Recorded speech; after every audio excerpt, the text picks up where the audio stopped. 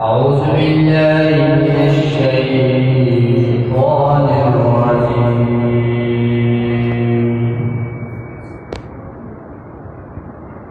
بسم الله الرحمن الرحيم. يا أيها المزمل قم الليل إلا قليلا نصفه أو انقص منه قليلا أو زد عليه ورتل القرآن ترتيلا إنا سنلقي عليك قولا ثقيلا إن ناشئة الليل هي أشد وطئا وأقوم قيلا إن لك في النهار سبحا طويلا واذكر اسم ربك وتبتل إليه تبتيلا رب المشرق والمغرب لا إله إلا هو فاتخذه وكيلا واصبر على ما يقولون واهجرهم هجرا جميلا وذرني والمكذبين أولي النعمة ومهلهم قليلا إن لدينا أنكالا وجحيما وطعاما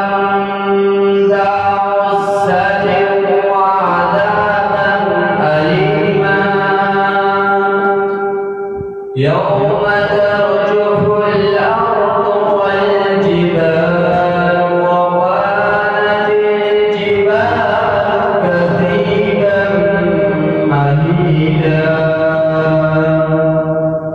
إنا أرسلنا إليكم رسولا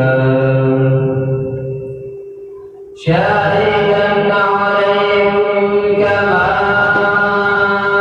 أرسلنا إلى فرعون رسولا فعصى فرعون الرسول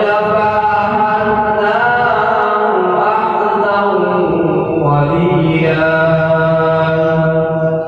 فكيف تتقون إن كفرتم يوما يجعل الولدان شيبا السماء منفطر به كان وعده مفعولا إن هذه تذكرة فمن شاء اتخذ إلى ربه سبيلا إن ربك يعلم أنك تقوم أدنى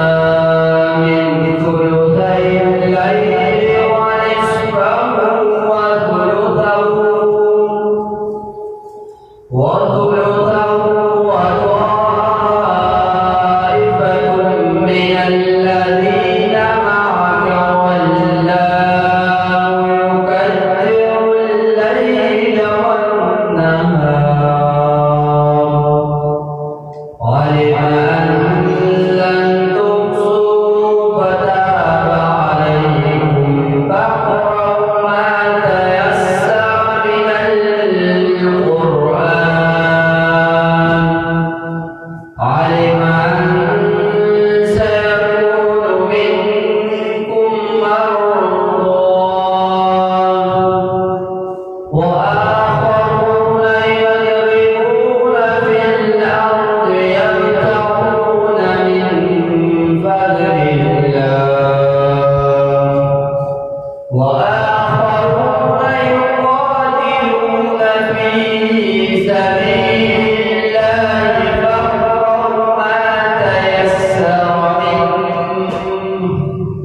وأقيموا الصلاة وآتوا الزكاة وأقرضوا الله قرضا حسنا وما تقدموا لأنفسكم من خير تجدوه عند الله